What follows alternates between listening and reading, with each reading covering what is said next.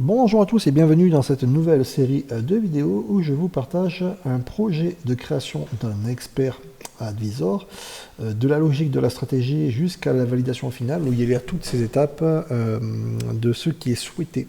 Stratégie simple, plus toutes les possibilités, la mise en test de comportement une fois codé, le backtesting, le test de validation des résultats de backtesting pour voir si c'est cohérent. Une certaine cohérence et qu'il n'y a pas de suroptimisation, parce qu'il y a plein de problèmes avec ça aussi, à bien contrôler pour contrer un petit peu tout ça. Je vais essayer de faire des vidéos pas trop longues au fur et à mesure, et vraiment tout ça à la volée jusqu'à la validation finale. Donc alors, avant de parler de quoi que ce soit, je tiens à vous rappeler que la pratique et l'activité trading est une activité extrêmement risquée. L'ultra majorité des gens qui pratiquent cette activité perdent de l'argent sur les marchés financiers. Et je tiens à vous rappeler également que je ne fais pas de conseils en quoi que ce soit, je n'ai jamais fait, ni une incitation quelconque, je n'en fais pas. J'espère en tout cas vous apporter un esprit critique vis-à-vis de tout ça et que vous comprendrez le danger qui est très très élevé de cette activité. Donc, si vous souhaitez apprendre ce type d'activité, si ça vous passionne malgré tout cela, à pratiquer uniquement en démonstration pendant de très longues démonstrations, pour éviter toutes sortes de problèmes et après avoir acquis une certaine expérience pour avoir du recul vis-à-vis de tout ça. Alors, dans cet épisode, je vais juste vous parler de ce qui est au départ souhaité, des possibilités souhaitées. Le codage, on va voir après, je ne vous montrerai pas le code forcément parce que je ne veux pas qu'il y ait des copies, ce qui est normal. Je vais vous parler de ce qui est souhaité dans la logique de la stratégie et des possibilités pour pouvoir après faire un test au niveau des actifs et on verra les backtesting et les recherches, etc. Tests de comportement et tout ce qui va avec. Alors, ce qui est souhaité dans cet expert advisor, dans la réflexion, c'était avec mon partenaire, quand on a voulu coder cette stratégie, c'était d'utiliser quelque chose sur du price action. Le price action, c'est extrêmement pertinent d'avoir quelque chose qui va se baser sur un ensemble de données, sur un plus haut, plus bas. Il a fallu faire des choix. Il y a plein de possibilités de choix, que ce soit ou pour des indicateurs, ou pour choisir des plus hauts et des plus bas, ou alors pour un range, ou pour bref, énormément de possibilités s'offrent à nous. Pour coder ça, on a fait un choix bien précis pour pouvoir déterminer qui est ajustable en fait en grandeur pour déterminer des plus hauts et plus bas. La stratégie en elle-même de cet expert va être d'aller chercher des breaks de plus haut et de plus bas de façon très simple et c'est justement ce qui va être implémenté par-dessus dans le raisonnement.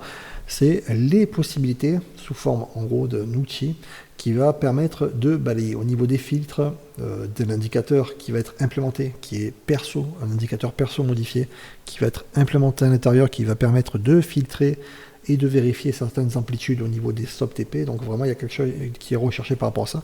D'une idée relativement simple, quelque chose qui est très visuel en principe, le price action, ça se voit très bien sur les plus bas et sur les breaks. D'accord, on peut voir les cassures de plus bas et après la continuation sur les amplitudes à aller chercher.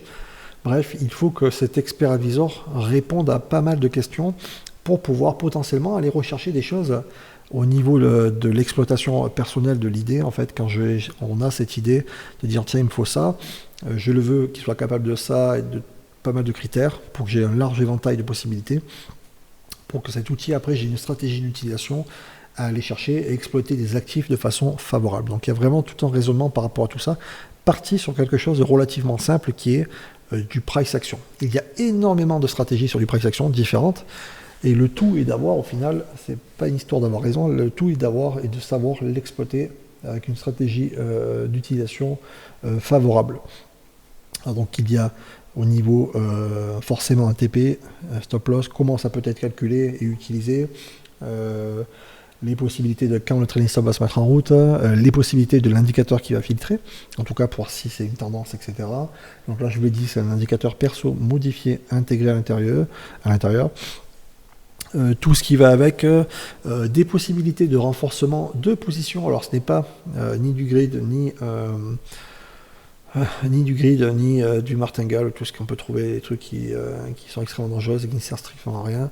Mais vraiment, dans une logique, par exemple, d'avoir si j'ai un break dans une zone bien précise sur du price action d'un plus bas, eh bien, le signal, je l'estime qu'il est valide, prise de position. Une fois que toutes les conditions sont rentrées favorables, et si le prix va avoir un petit retracement avant de reprendre, eh bien avoir un potentiel prise de position sous certaines conditions, forcément s'il y a un sens contraire, etc. C'est pas bon.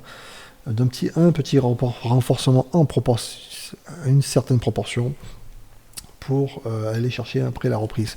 D'accord. Bref, tout un petit processus intégré, scaling j'appelle ça. Il faut également un filtre horaire dedans pour pouvoir backtester sur des horaires bien précis sur les actifs. Forcément un choix en pourcentage de risque ou alors en lot. Bref, il faut vraiment pas mal de possibilités pour arriver déjà à quelque chose qui soit cohérent. Donc c'est en cours, c'est bien avancé. Et ce sera dans la prochaine vidéo. En tout cas, si ça vous intéresse, n'oubliez pas de liker, partager. Laissez-moi des commentaires sur cette vidéo. J'espère en tout cas que ça va être relativement intéressant, parce qu'une fois après la mise en pratique, je vais montrer des étapes, des recherches. Et puis c'est tout. Si vous n'êtes pas abonné, abonnez-vous. Et puis je vous dis à la prochaine vidéo. Ciao, ciao.